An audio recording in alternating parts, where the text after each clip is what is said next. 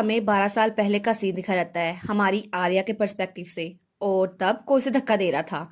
वो कहता है तुम यहाँ से दफा क्यों नहीं हो जाती। तो आर्या वो धड़ाम से जमीन पे जा गिरती है। तो उसके साथ ही चार्ल्स थी, उसकी कजन। तो वो लोग चिल्ला के कहते हैं तुम अनलकी रेड हेड, तुम्हारी हिम्मत कैसी हुई यहाँ पर दुकान लगाने की। और उसके सामने कुछ ज्वेलरी पड़ी हुई थी जो उसने अपने हाथों से बनाई थी। तो चार्ल्स कहती है आप ठीक तो है ना सिस्टर। तो आर्या कहती है बिल्कुल ठीक हूँ मैं, वैसे भी ये कोई नई बात नहीं है, चलो हम जल्दी करें और घर वापस चलते हैं। और वो सोचती है वैसे भी रेड हेड फैमिली सायरन, उन्होंने तो लीडर को असैसिनेट करने की कोशिश की थी। जब तक ये टाइटल यहाँ पर है तब तक कोई भी हमसे कुछ नहीं खरीदेगा, चाहे हम भूख से मरी क्यों ना जाए। और वो सोचती है ये सारी चीजें बनाने से मुझे कोई फायदा नहीं मिलेगा, क्योंकि इन लोग के लिए ये बिल्कुल बेकार है। और वैसे भी मैं ऐसे यहाँ पर मर मर कर नहीं जी सकती, मुझे कुछ करना ही होगा। तो वो कहती है मैं अब ऐसा और नहीं कर सकती। तो चार्ल्स कहती है तो सिस्टर अब आप क्या करेंगी। तो वो कहती है मैं सरफेस पे जाऊंगी, अगर वो लोग यहाँ पे हमसे कुछ नहीं खरीद रहे तो सरफेस पे तो हमसे कोई ना कोई खरीदेगा ना। तो चार्ल्स कहती है आप ये क्या कह रही हैं, हमें विलेज छोड़ के जाने की इजाजत नहीं है, यहाँ के गार्ड्स कितने ज्यादा स्ट्रिक्ट हैं। तो वो कहती है चुप हो जाओ तुम बिल्कुल, उन्हें कैसे पता चलेगा, वैसे भी मैंने अपनी मदर का फ्यूनरल खुद अपने हाथों से मैनेज किया था, उनको ये भी नहीं पता चला मेरी मदर की कब्र कहाँ पर है, तो उनको ये बात भी पता नहीं चलेगी। तो चार्ल्स कहती है क्या मतलब उन्हें ये बात नहीं पता। तो वो चुप होने का इशारा करती है, कहती है आंटी को मत बताना, वैसे भी मुझे सरफेस जाने का एक रास्ता पता है। और उसके बाद वो पानी से ऊपर चली गई थी। वो कहती है ये जगह ये तो ट्रेडर्स इलीगल डिस्ट्रीब्यूशन के लिए यूज करते हैं, लेकिन अब मैं भी इसे यूज करूंगी, क्योंकि भूख से मरने से अच्छा है मैं खुद जाकर कुछ सीखूं और कुछ कमाऊं। और वो सोचती है जैसा मैंने एक्सपेक्ट किया था, बाहर के लोगों को रेड हेड के बारे में कुछ नहीं पता, क्योंकि बाहर भी रेड हेड बहुत ज्यादा है, इसलिए किसी ने मुझ पर ध्यान नहीं दिया। और सब लोग मुझसे नेकलेस खरीद के जा रहे थे और कुछ तो मुझ पर रहम भी खा रहे थे, वो तो मेरे सर पे हाथ रख रहे थे, लेकिन मुझे फर्क नहीं पड़ता, ये तो बुली होने से ज्यादा अच्छा है। वेल कम से कम मैं कुछ कमा तो पाई। और तब वो बहुत ज्यादा खुश थी। वो कहती है सरफेस पे आना बहुत ज्यादा अच्छी चॉइस थी मेरे लिए, और अब तो मैंने सब कुछ बेच दिया है, अब मुझे जाकर अपनी मदर को ग्रीट करना चाहिए। और उसके बाद वो अपने हाथों पे गिनने लगती है। वो सोचती है आंटी ने कहा था कि हमारे घर में कुछ चीजें कम हो गई हैं, शायद मुझे सी शेल बेचकर कुछ ज्यादा कमाना चाहिए और उससे हम जरूरतें पूरी कर सकते हैं, मुझे थोड़ी और मेहनत करनी पड़ेगी। और तब वो वहां जाते हुए सोचती है मे भी मुझे थोड़ा आराम करना चाहिए वापस जाने से पहले। तो तब वो कार में बैठी हुई थी और वो आसमान को देखते हुए सोचती है जब भी मैं इस आसमान को देखती हूँ मैं सांस लेना भूल जाती हूँ, क्योंकि ये बहुत ज्यादा खूबसूरत है। यहाँ पर तो ऐसा नजारा है जो डार्क ओशन में देखने भी मिलता, ये खुला आसमान और ये हवा और इस समुद्र की महक, ये वेव्स कितनी जरा अच्छी लगती है ना, बिल्कुल किसी सॉन्ग की तरह। तो तभी से आवाज आती है अच्छा तो ये है सरफेस। तो जब वो वहां पर देखती है तो वहां हमारा छोटा सा हैंडी खड़ा था। वो कहता है तो कम अज कम मैं अपनी ट्रेनिंग यहाँ पे पूरी करूंगा, यहाँ पे कितना सा अच्छा है। तो वो सोचती है ये तो बिल्कुल डेजलिंग सन की तरह था, हमेशा की तरह चिलिंग। और वो सोचती है उसे देखते ही मुझे पता चल गया था वो लीडर का बेटा है, लेकिन फिर भी वो उसे कहती है तुम किस किस्म के एक्सपीरियंस की बात कर रहे हो। तो वो कहता है क्या। तो वो दिल में सोचती है मैं उसके क्लोज होना चाहती थी, चाहे मुझे पता है वो लीडर का बेटा है जिसने हमारी फैमिली को तबाह किया, लेकिन फिर भी मुझे एक दोस्त चाहिए था। और तब आर्या ने उससे दोस्ती कर ली थी। और वो सोचती है चाहे दिन कितना ज़रा अच्छा क्यों ना गुजरता हो, लेकिन जब सूरज गरूब होता है तो उसके साथ ही मुझे याद आता है कि मेरा असल वो है क्या, और मुझे वापस से उस ख्वाब से जागना पड़ता है, मुझे वापस वहीं पे जाना पड़ता है जहाँ से मैं आई थी। और तब आर्या के रिलेटिव चार्ल्स का घर दिखाया जाता है। तो वो कहती है मैं घर आ गई आंटी। तो उसकी आंट उसके लिए खाना लाती है। वो कहती है आर्या तुम तो बहुत ज़्यादा अच्छा काम कर रही हो, लेकिन मुझे पता है ये खाना तुम्हारे लिए काफ़ी नहीं होगा। तो वो कहती है नहीं नहीं फूड के लिए थैंक यू। तो वो कहती है चार्ल्स हो गई है क्या। तो उसकी आंट कहती है हाँ वो बहुत ज़रा खेल रही थी ना, तो मुझे लगता है वो बहुत ज़्यादा थक गई होगी। तो वो कहती है अच्छा, और खाना खाने लगती है। तो उसकी आंट कहती है आर्या मैंने सुना है कि तुम सरफेस पे काम कर रही हो। तो आर्या कहती है क्या, क्या चार्ल्स ने आपको बताया। तो वो कहती है मैंने उसको कहा भी था सिगरेट रखे। तो उसकी आंट कहती है हाँ वो मुझे बता ही ना दे, तुम्हें ये बात पता होनी चाहिए कि हमारी फैमिली में झूठ काम नहीं करता, हम सब लोग सच को देख सकते हैं। तो वो कहती है मुझे माफ कर दे आंटी, मुझे ऐसा नहीं करना चाहिए था। तो उसकी आंट कहती है मुझे पता है तुम बहुत ज़रा मुश्किल से काम कर रही हो जब से मेरी बहन गुजरी है, लेकिन फिर भी तुम्हें ऐसा नहीं करना चाहिए, अगर लोग को पता चल गया तुम वहां जाकर ये सब कुछ कर रही हो तो तुम्हारे लिए मुसीबत हो जाएगी। और वैसे भी तुम विलेज को छोड़ के सर्विस पे जा रही हो, और मैंने सुना है तुम वहां किससे मिली थी। तो वो कहती है हाँ थोड़ी देर के लिए। तो उसकी आंट कहती है लेकिन मैंने सुना है तुम उस लड़के से रोजाना मिलती हो। तो वो कहती है क्या, क्या आपको ये पता चल गया। लेकिन आंटी इससे कोई मसला नहीं होगा, मैं कोई ट्रबल नहीं काज करूंगी। और वैसे भी वो यंग मास्टर हैं, उनको ये नहीं पता मैं कौन हूँ, और उनको तो यही लगता है मैं सरफेस पे रहती हूँ। और इसके अलावा घर में कितने सारे खर्चे हो गए ना, चार्ज कितनी सारा बड़ी हो गई है, उसके लिए नए कपड़े भी लाने हैं। और जब वो मेरे साथ होता है तो उसकी हैंडसमनेस की वजह से बहुत सारे लोग अट्रैक्ट होते हैं। मैं बहुत ज्यादा पैसे कमा रही हूँ। और वो सोने के सिक्के दिखाते हुए कहती है आज तो मैंने सब कुछ बेच दिया, देखे सही। तो उसकी आंट कहती है नहीं आर्या, ये सब कुछ नहीं चलेगा, चाहे कोई भी रीजन हो, लेकिन तुम उसके साथ अभी तक इसलिए मिलती रही क्योंकि तुम बहुत ज्यादा लकी थी। तुम्हें पता भी है कि तुम इस चीज को छुपा भी सकती हो या नहीं। तो आर्या सोचती है हाँ, मैंने उसे धक्का दे दिया था, शायद मैं इस बात को नहीं छुपा सकती। तो उसके सामने कहती है नहीं, मैं ऐसा नहीं कर सकती। तो उसकी आंट उसके हाथ पे हाथ रखती है, कहती है इसलिए मैं चाहती हूँ तुम इसे रोक दो, तुम्हारी अपनी सेफ्टी के लिए। मैं चाहती हूँ तुम अपने भले के लिए ये करो।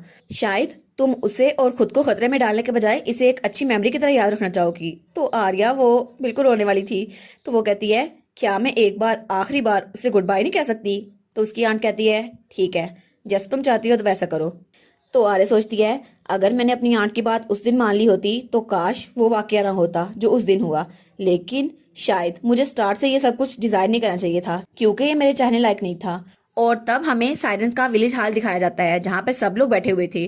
तो वो कहते हैं तुम लोग क्या बात कर रहे हो, हमें लगा था कि यहाँ से सर्विस पे कोई नहीं जा सकता, लेकिन कोई बाहर जा रहा है और वहां पे कुछ बेच रहा है, वो मरना चाहते हैं क्या। और वहां पे विलेज चीफ बैठा हुआ था साइरन विलेज का, वो कहता है हमारे पास कोई चॉइस नहीं है, लीडर ने हमें मना किया ये सब कुछ करने से, और हमें फिगर आउट करना ही होगा कौन वहां जा रहा है। लेकिन एक औरत वहां पे कहती है एक्सक्यूज मी चीफ, मेरा सबसे बड़ा बेटा वो बाहर एक्सीडेंट की वजह से गया है, उसको दवाइयां लेनी थी, लेकिन अगर आपने रास्ता बदल दिया या रास्ता खत्म कर दिया तो वो वापस नहीं आ पाएगा। क्या आप लोग सच में एक्सेस को ब्लॉक कर रहे हैं? लेकिन अगर ऐसा हुआ तो मेरा बेटा वापस नहीं आ पाएगा। वो कहता है हाँ बिल्कुल ठीक, हम एक्सेस को ब्लॉक कर रहे हैं चाहे कुछ भी हो जाए। तो वो कहती है प्लीज आप कुछ दिन तो डिले कर सकते हैं जब तक मेरा बेटा वापस आ जाए, अगर ऐसा ना हुआ तो उसका ट्रीटमेंट नहीं हो पाएगा, उसकी टांग जाया हो जाएगी। तो वो कहता है तुम्हें क्या लगता है चीजें ऐसी होंगी। तो तब वहां का विलेज चीफ कहता है लीडर ने हमसे खुद कहा था कि हम उसे रोकें। और तब हेनरी का डैड उससे कह रहा था तुम्हें पता भी है एक रेड हेयर साइरन उसने लीडर के बेटे से कांटेक्ट किया है। तो सब लोग उसकी बात सुनकर कहते हैं क्या, यहाँ की किसी लड़की ने?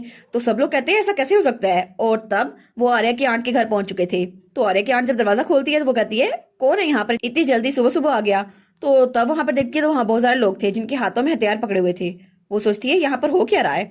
तो तब चार्ल्स की भी आंख खुलती है, वो कहती है यहाँ तो कितना सारा शोर है, आखिर हो क्या रहा है। तो वो आगे आते हुए कहती है मॉम क्या आपने कुछ गिरा दिया। लेकिन जब वो अपनी मॉम की तरफ देखती है तो उसको वो लोग मार रहे थे। तो वो कहती है क्या मॉम, तो वो जल्दी से भाग के जाती है, कहती है आखिर ये क्या है, प्लीज ऐसा मत करो मेरी मॉम के साथ। लेकिन सब लोग उसे देखते हैं और कहते हैं हे हमें वो लड़की मिल गई, वो लाल बालों वाली लड़की हमें मिल चुकी है।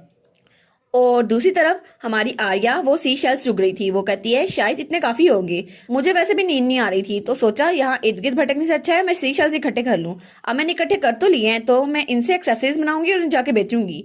तब वो अपने हाथ में उसी ब्रेसलेट को देखती है जो उसने हेनरी के साथ मिलकर बनाया था। वो सोचती है उस दिन पता नहीं उस दिन क्या हुआ होगा जब यंग मास्टर को उसका बटलर वहां से ले गया था, शायद वो मुझे रिजेंट कर रहा होगा। लेकिन हेनरी तो मेरे साथ बहुत ज्यादा अच्छा था, वो हमेशा मेरे साथ सच बोलता था। अगर मैं उससे एक बार और मिल लूं तो क्या पता मैं उससे माफी मांग लूं और वो मुझे माफ कर दे। तब वो अपने घर के बाहर पहुंचती है तो वहां पर किसी ने चार्ल्स को पकड़ा हुआ था। वो कहती है क्या चार्ल्स, ये लोग कौन है और इन्होंने ये सब कुछ क्यों किया हुआ है।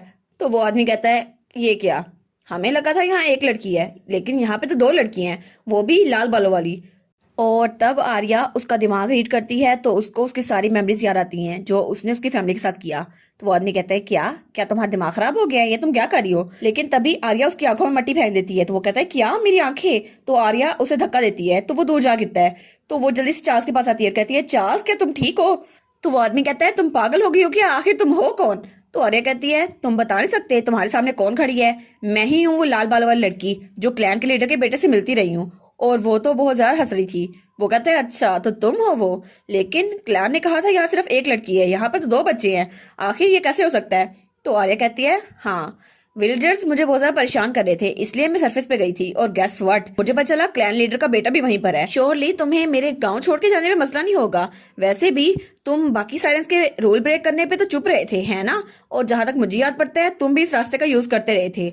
और आर्या कहती है अगर ये मसला हुआ तो फिर ये सब कुछ मैं क्लैन लीडर के पास खुद एक्सपोज करूंगी, तुम्हें भी और तुम्हारे इस सारे वाक्य को भी। तो वो कहता है तुम बदतमीज रेड हेड, तुम्हारी हिम्मत कैसे हुई, तो वो चिल्ला कहती है, रेड हेड, वो सिर्फ मैं नहीं बाकी भी हैं, लेकिन तुम सिर्फ मुझे क्यों कर रहे हो? क्या लाल बालों वाला होना कोई गुनाह है? अगर ये सब कुछ है तो तुम लोग जो कर रहे हो वो गुनाह क्यों नहीं है? तब वो उसे मारता है तो आर्या वो जमीन पे गिर चुकी थी।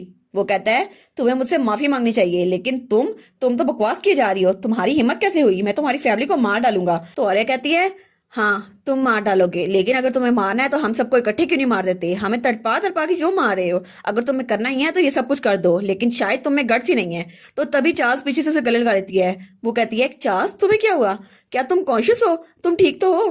तो वो उसके सामने झुकती हुई कहती है, हम गलत थे, हमें माफ कर दें। तो आर्या कहती है, क्या चार्ल्स तुम उससे माफी क्यों मांग रही हो? हमें उससे माफी नहीं मांगनी चाहिए, हमने कुछ गलत नहीं किया। तो चार्ल्स कहती है, फिर भी अभी मेरी मॉम अंदर है और वो अभी भी जिंदा है, उन्होंने उसे पकड़ के रखा हुआ है। अगर हमने उससे माफी ना मांगी तो ये सब कुछ खत्म नहीं होगा। प्लीज मुझे ये सब कुछ खत्म करना है। तो आर्या कहती है, क्या? तो वो सोचती है, क्या ये सच में मेरी गलती है? क्या सच में मुझे दोस्त बनाने की भी इजाजत नहीं है? तो वो भी इसके सामने झुक जाती है और कहती है, मुझे माफ कर दो। लेकिन वो दिल में सोचती है, क्यों? आखिर क्यों? क्योंकि मेरे लाल बाल है सिर्फ इसलिए? लेकिन अगर ऐसा ही है तो उस बच्चे की किस्मत ऐसी क्यों थी? सिर्फ इसलिए क्योंकि वो क्लैन लीडर का बेटा है? उसकी किस्मत इतनी ज्यादा अच्छी कैसे हो सकती है? आखिर एक इंसान का दूसरे को हर्ट करना एक्सेप्टेबल कैसे हो सकता है? और जब हेनरी उससे केव में मिलने आया था तो उसने कहा था, तुम्हें कैसे पता कि जो तुम जानते हो वो सच है या फिर नहीं? और वैसे भी वो सोचती है, मेरी एग्जिस्टेंस ही बिल्कुल सफरिंग है, क्या मुझे इससे ये बात क्लियर नहीं करनी चाहिए? लेकिन तब हेनरी वहां से जा रहा था। वो जाते हुए कहता है, मैं अपने डैड से कहूंगा कि वो साइलेंस पे अपनी सर्विलेंस बंद कर दें, इसलिए तुम्हें फिक्र करने की जरूरत नहीं है। तो आर्या उसे जाते हुए देखती है तो हेनरी जाते हुए कहता है, मुझे माफ कर दो। तो वो कहती है, क्या माफ कर दो? लेकिन ये मुझे ब्लेम क्यों नहीं कर रहा? आखिर ये सब कुछ मेरी वजह से हुआ है ना? लेकिन मैं रेड हेड हूँ, इसके बजाय फ्यूचर क्लैन लीडर मेरा मजाक क्यों नहीं उड़ा रहा? तो उसके जाने के बाद वो चिल्लाकर रोते हुए कहती है, मुझे माफ कर देना यंग मास्टर। और वो सोचती है, हाँ मैं भी बिल्कुल डिफरेंट नहीं हूँ, मैंने भी अपना गुस्सा किसी और पर निकाला जो मुझसे कमजोर था, लेकिन मुझे ये नहीं करना चाहिए था। और सच ये है कि मुझे ये बातें नहीं करनी चाहिए थी। मैं उससे माफी मांगना चाहती हूँ उसे धोखा देने के लिए, लेकिन सच अगर मैं उसे पहले बता देती। फिर भी यंग मास्टर कभी भी मुझ पर गिव अप नहीं करता, और वो तो कभी भी रेस की बिना पर किसी को डिस्क्रिमिनेट नहीं करता। आखिर मैंने उसकी काइंडनेस का इतना फायदा क्यों उठाया? लेकिन अगर शुरू में मैं सब कुछ एडमिट कर देती फिर भी वो मेरा मजाक न उड़ाता। और वो सोचती है, उस दिन के बाद से मैंने डिसाइड कर लिया मैं तुमसे नफरत करूंगी। और मैं लोगों के सामने बहुत ज्यादा खुश रहा करती थी, और मुझे लगा था सिर्फ इसलिए क्योंकि वो अच्छे घराने में पैदा हुआ है और मैं बुरे घराने में, इसलिए मेरी किस्मत ऐसी है। लेकिन फिर भी ऐसा कुछ नहीं था, मैं कभी भी इस सब को बर्दाश्त नहीं कर पाई। और तभी उसे हेनरी बुलाता है, आर्या। तो वो पास से प्रेस में रहती है, तो वो उसके सामने देखती है तो हेनरी वहीं बैठा हुआ था। तो हेनरी कहता है, तुम्हारा नाम रैन वो सायरन से लिया गया था, है ना? क्या ये बात इस बात को सिंबलाइज नहीं कर रही कि तुम डिस्क्रिमिनेशन को मानती नहीं हो? तो आर्या बिल्कुल चुप थी। तो वो कहता है, तुम मेरे फैमिली की तरह बिल्कुल भी नहीं हो जिन्होंने लोग को धोखा दिया। मैं सच में तुम्हारी रिस्पेक्ट करता हूँ, और तुम्हारा रिजोल्व बहुत ज्यादा अच्छा है, इसलिए तुम ईस्ट की बहुत अच्छी लीडर बनोगी, और हिस्ट्री में तुम्हारा असल नाम आर्या याद रखा जाएगा। मैं बहुत ज्यादा खुश हूँ कि दुनिया तुम्हें वैसे जानेगी जैसे तुम हो, और चाहे तुम इसे एक दोस्त की तरफ से फाइल रिक्वेस्ट क्यों ना समझ लो, लेकिन क्या तुम मेरी बात मान सकती हो? तो आर्या कहती है, क्या? कौन सी बात? तो वो अपना हाथ आगे बढ़ाते हुए कहता है, क्या मुझे पहला ऑनर मिल सकता है कि मैं फ्यूचर क्लैन लीडर को ग्रीट करूं? तो तब उसकी तरफ देखती है तो वो बहुत ज्यादा स्माइल करके और बहुत ज्यादा पुरुमीद होकर उसे देख रहा था। तो अपना हाथ आगे करती है तो उसके हाथ पे किस करता है, और फिर वो स्माइल करते हुए कहता है, काश तुम्हारा नाम हमेशा अमर रहे माय लॉर्ड। और उसके बाद आर्या वहां से जा रही थी। तो वो कहता है, अपना ख्याल रखना आर्या। तो आर्या वहां जाते हुए रो रही थी। वो सोचती है, मुझे लगा था मैं बिल्कुल सर्टन हूँ, लेकिन मैं सच को धोखा नहीं दे सकती। आखिर सिचुएशन जैसी मर्जी होती, मुझे पता था अगर मैं उसे सच बता देती वो मेरी हेल्प करने की कोशिश करता, और अगर ऐसा होता तो शायद शायद हमारा रिलेशनशिप इससे अच्छा होता जैसा अब है। शायद हम लोग सच में दोस्त बन पाते। और उसके बाद सीन चेंज होता है और हमें नोएल और हेनरी का डैड दिखाया जाता है जो आमने सामने बैठे थे। तो नोएल कहता है, जब तुम्हें पता चला मैं साउथ का लीडर बन गया हूँ उसके बाद तो तुम बिल्कुल गायब हो गए, लेकिन मुझे नहीं पता था तुम इतने ज्यादा घटिया काम कर रहे हो। और तुम मुझे सच बता दो, तुम्हें ये नहीं पता कि मैं अपने आप को कितना रोके हुए हूँ तुम्हें जान से मारने से। तो हेनरी का डैड कहता है, हमारी फैमिली के पास एक प्रोफेसी थी जिसमें लिखा हुआ था, ड्रैगन जिसके पास एक दिल हो उससे और उसके कंपेनियन से दूर रहना, लेकिन अगर उसकी कंपेनियन यहाँ पर आ गई तो वो सब कुछ तबाह कर देगी। और फिर वो कहता है, जब मैंने सुना तुम्हारे पास सिर्फ एक दिल है तो मेरे पास कोई चॉइस नहीं थी, मैं छुप गया था। तो वो कहता है, अच्छा तुम्हें लगता है वो कंपेनियन यानी कि मेरी लाइफ पार्टनर ईव है ना, वो तुम्हारी आइडेंटिटी के बारे में जान गई थी और इससे तुम्हारा ब्रेन वॉशिंग का सिस्टम खत्म हो गया, तो तुम्हारी तबाही सच में आ गई। तो वो हंसते हुए कहता है, हाँ बिल्कुल, तुमने सही कहा।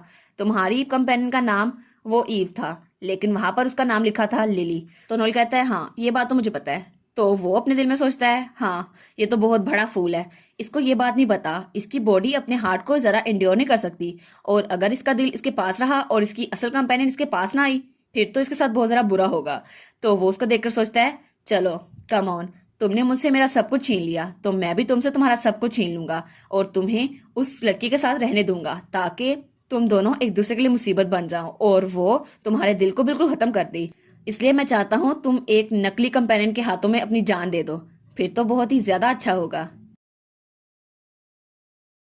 और इसी के साथ ये वाला पार्ट यहाँ पर ख़त्म। तो आप लोग बताइएगा आपको ये पार्ट कैसा लगा। प्लीज़ लाइक करिएगा, कमेंट करिएगा और शेयर करिएगा। और जो न्यू व्यूवर्स हैं काइंडली वो चैनल को सब्सक्राइब कर दें। और पिछली वीडियोस का लिंक आपकी स्क्रीन पर नज़र आ रहा होगा, तो काइंडली उनको भी चेकआउट कर लें। Thank you so much.